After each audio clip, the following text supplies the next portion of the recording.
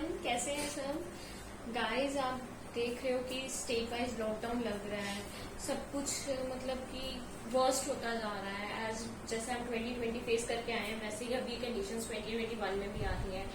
तो प्लीज अपना ध्यान रखिए, स्टे सेफ, स्टे होम, ठीक है। और गाइस बिल्कुल भी आप अपने आस पड़ोस में देख ही रहे हो, अपने रिलेटिव्स देख रहे हो, तो प्लीज गाइस अपना पूरा पूरा ध्यान रखें, ठीक है।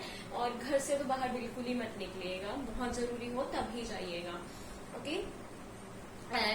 चलिए, आप सबका वेलकम है हमारे चैनल जाने की SGN अकेडमी चैनल पे।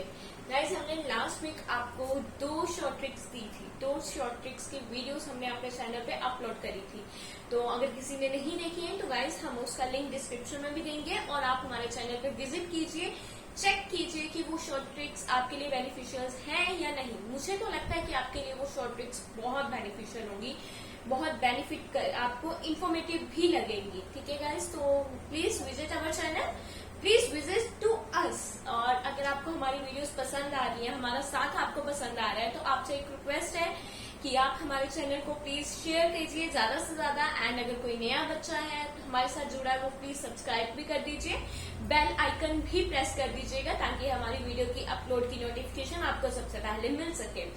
तो चलिए हम स्टार्ट करते हैं अपना आज का लेक्चर, +2 फिजिक्स का लेक्चर नंबर 9, ठीक है। आज हम क्या पढ़ेंगे, हमने जो लेक्चर नंबर 8 था, जो प्रीवियस लेक्चर था, उसमें हमने पढ़ा था इलेक्ट्रिक फील्ड, जो कि हमें क्या बताता है कि किस वे के साथ आपकी जो फोर्स है एक चार्ज से दूसरे चार्ज पर लगती है, यही बताता है ना। अब हम देखेंगे electric field due to a point charge. एक पॉइंट चार्ज की अगर हमारे पास कोई पॉइंट चार्ज है तो वो कितनी इलेक्ट्रिक फील्ड लगा रहा है, ठीक है। हमारा आज का टॉपिक है electric field due to a point charge, ठीक है। पहले हम ये देखेंगे electric field due to a point charge.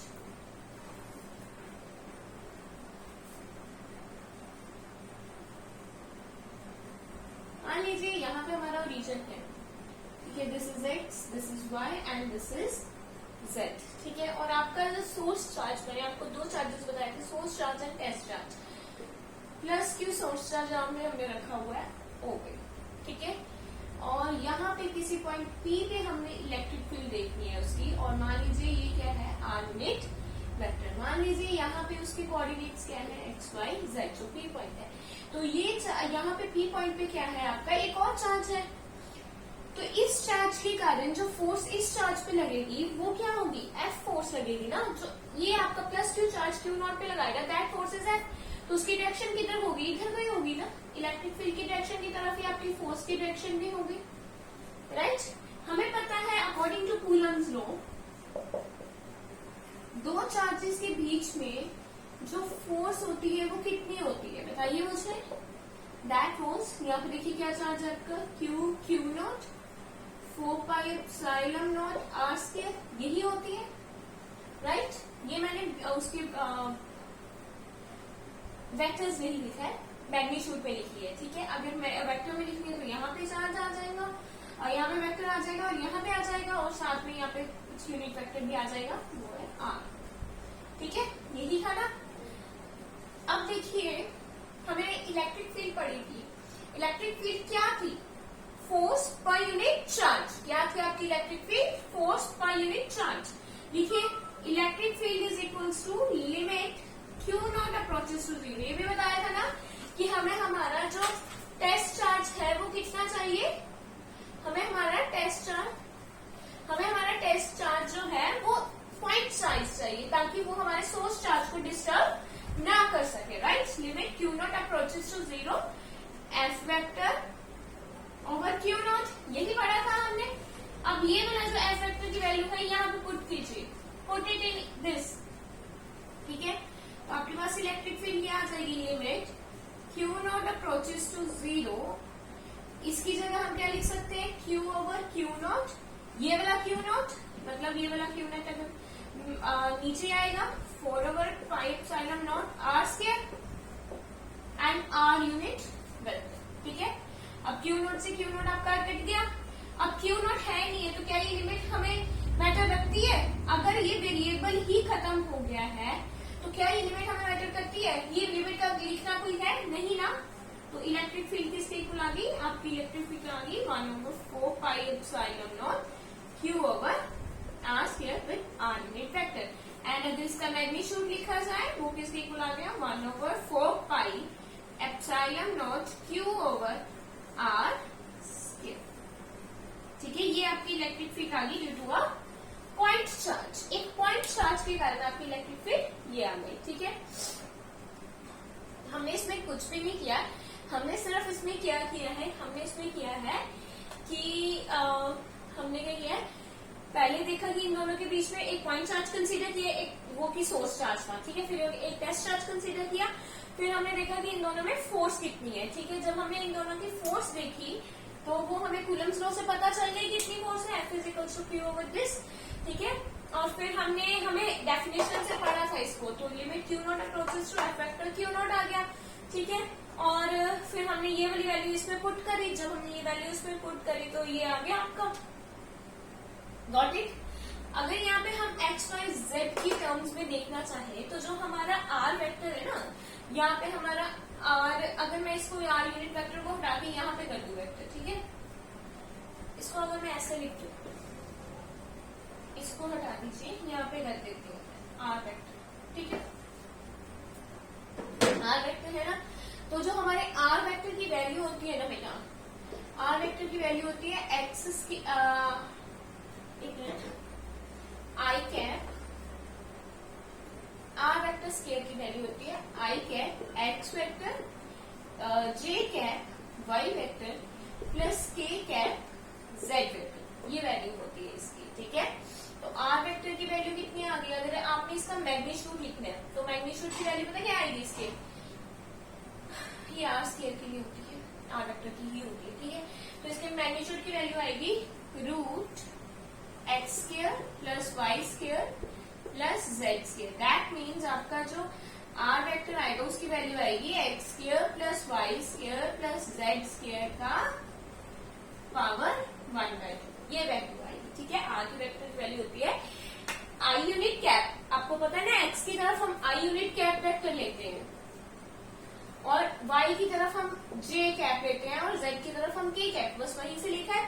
फिर इसका जो मैग्नीट्यूड लिखा that will written as like this, फिर हमने ये लिख दिया।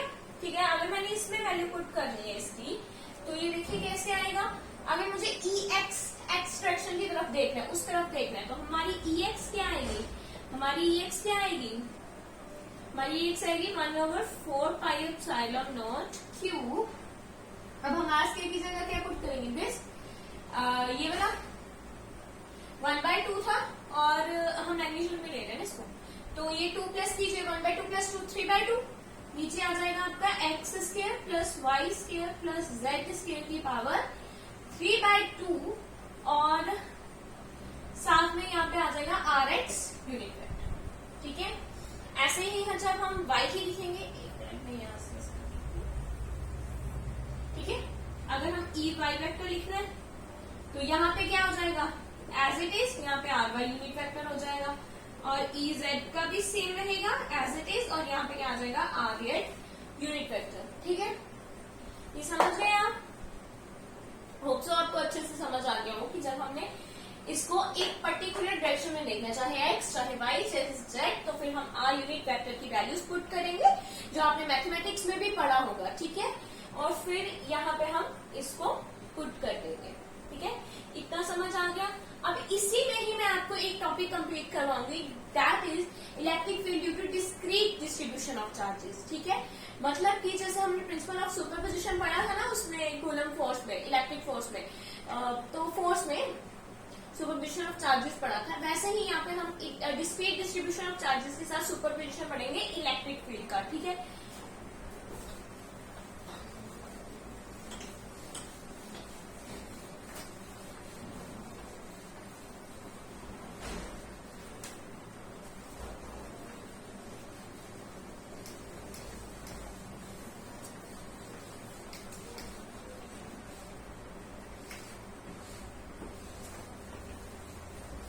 सो आपको हमारे लेक्चर अच्छे लग रहे हो तो पसंद भी आ रहे हैं तो प्लीज गाइस लाइक कर दीजिएगा। Due to a discrete distribution of charges, ठीक है, ये पढ़ना है आज इसमें। हमने यहाँ पे इलेक्ट्रिक फील्ड देख लिया ना, एक पॉइंट चार्ज के कारण इलेक्ट्रिक फील्ड कितनी आ रही है 1/4 pi epsilon not Q over R square, ये आ रही है ना। बस इसकी तरफ ध्यान दीजिएगा, बाकी मैं आपको कवर करवा दूंगी, ठीक है, बस ये याद रखिएगा, ठीक है, एक ये याद करने वाली है। अब देखिए मान लीजिए यहाँ पे कोई Q पॉइंट है, जैसे हमने उसमें किया था प्रिंसिपल ऑफ सुपरपोजिशन में, वैसे ही यहाँ पे Q1 के कारण Q2, Q3, Q4, Q5 so on up to Qn, ठीक है। और हमने क्या निकालनी है इनमें इलेक्ट्रिक फील्ड, कि एक पॉइंट पे अगर बाकी सारे चार्जेस को देखा जाए ना देखा जाए, मतलब इनविजिबल मान के चला जाए, इंडिविजुअल चार्ज की तरफ देखा जाए, ये इसके ऊपर कितनी इलेक्ट्रिक फील्ड आएगी, इसके कारण इसके ऊपर कितनी इलेक्ट्रिक फील्ड आएगी, इसके कारण कितनी आएगी, वो सब देखना है, तो वो प्रिंसिपल ऑफ सुपरपोजिशन ही है हमारा, ठीक है। तो वो क्या होगा, simply the vector the algebraic sum of the each electric individual charge, electric field due to a individual charge, the algebraic sum of the electric field due to a individual charge. समझ गए? अगर मैं Q1 की बात करूं तो इसी के अकॉर्डिंग ही हम पुट करते चलेंगे ना अपनी इलेक्ट्रिक फील्ड, करिए पुट। अगर मैं तो वो E1 इलेक्ट्रिक फील्ड आएगी, क्या आ जाएगा 1/4 पाई एप्सिलॉन नॉट Q1, यहाँ पे मान लीजिए ये R1 वेक्टर है, तो यहाँ पे आ जाएगा R1 स्क्वायर, तो E2 कितना आएगा 1/4 pi epsilon not Q2 R2 square, E3 कितना आएगा 1/4 pi epsilon naught Q3 R3 square, so on up to, अगर मैंने En तक जाना है, that was 1/4 pi epsilon naught Qn Rn का स्क्वायर, ठीक है। और इसका जो टोटल, अगर मैंने इसको अलजेब्रिक सम उसमें लिखना है समीशन की फॉर्म में, that was I is equals to 1 to n 1/4 pi epsilon naught Qi Ri का स्क्वायर, दैट मीन, बस है ना इजी, कोई कुछ करने की जरूरत ही नहीं है आप लोगों को, बस 1 सेकंड का काम है। और गाइस मैं आपको कुछ इतना ज्यादा करवा भी नहीं रही हूँ कि आपको बहुत प्रेशराइज होना पड़े, बहुत बर्डन लगे। मैं बहुत लिमिटेड टॉपिक्स उठा के, जो आप, मुझे पता है कि ज्यादा देर पढ़ने में बोरिंग लगती है, बोरियत लगती है, तो इसमें मैं आपको बहुत छोटे छोटे टॉपिक्स जो है वो कवर करवा रही हूँ, ठीक है। ये है ना, समझ आ गया ना आपको कि due to discrete distribution of charges क्या है, कि it is the algebraic sum of each individual charges on the source charge, on the test charge, we have to see what the electric field effect on the test charge due to each individual charges, ठीक है, समझ गए। अब हम देखते हैं कि हम प्लस क्यू चार्ज और माइनस क्यू चार्ज को रिप्रेजेंट कैसे करते हैं। बस ये हमारा आज का लास्ट टॉपिक होगा कि हम प्लस क्यू चार्ज और माइनस क्यू चार्ज को रिप्रेजेंट कैसे करते हैं, ठीक है। बहुत इजी है ये भी, इसकी सिर्फ डायग्राम्स हैं जो आपको पता होनी चाहिए।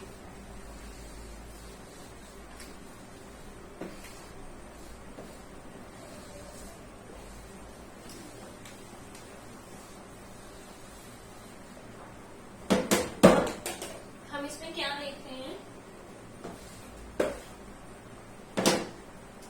रिप्रेजेंटेशन। पता है क्या कि ये रिप्रेजेंटेशन मैं क्यों बता रही हूँ, क्योंकि आपको आगे काम होगी, ठीक है। जब हमारे पास प्लस क्यू है तो उसकी रिप्रेजेंटेशन कैसे होती है, उसकी जो इलेक्ट्रिक फील्ड ऑफ लाइंस होती है ना वो बाहर की तरफ होती है, they are outsides like this, बाहर की तरफ, ये अपनी फोर्सेस बाहर की तरफ को लगाती है। अगर आपसे कोई पूछे कि how to represent the electric field lines of plus Q charge, you have to draw like this, you have to draw these arrows like from outside, that they are repelling. ये क्या करती है, रिपेल। मैंने क्या बोला था कि आपको टेस्ट चार्ज हमने हमेशा पॉजिटिव लेना है, तो पॉजिटिव पॉजिटिव को क्या करेगा, रिपेल, गॉट इट। अब देखिए माइनस क्यू है तो इसके इलेक्ट्रिक फील्ड ऑफ लाइंस क्या करेंगे, इसको अट्रैक्ट करेंगे, क्योंकि हमारा टेस्ट चार्ज क्या है, पॉजिटिव है, तो ये इसको क्या करेंगी, अट्रैक्ट, तो ये इनसाइड की तरफ एरो होंगे। समझ गए? ये हमारा -q है। समझ आ गया आपको रिप्रेजेंटेशन कैसे करनी है? आगे हम पढ़ेगे, ठीक है। Electric field of line of charges of -q will be inside, that means they are attracted.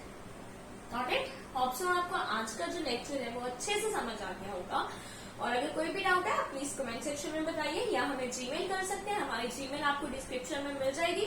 और गाइज आपको एक रिक्वेस्ट है कि अगर आपको हमारी वीडियोस अच्छी लग रही हैं तो प्लीज हमें लाइक कीजिए और हमें कमेंट में भी बताइए कि आपको हमारा साथ, हमारा जो पढ़ाने का तरीका है या हम जो आपके लिए कंटेंट लेके आ रहे हैं वो आपको कैसा लग रहा है। और गाइज हमें सपोर्ट करते रहिए, हमें शेयर कीजिए, ज्यादा से ज्यादा सब्सक्राइब करिए हमारे चैनल को।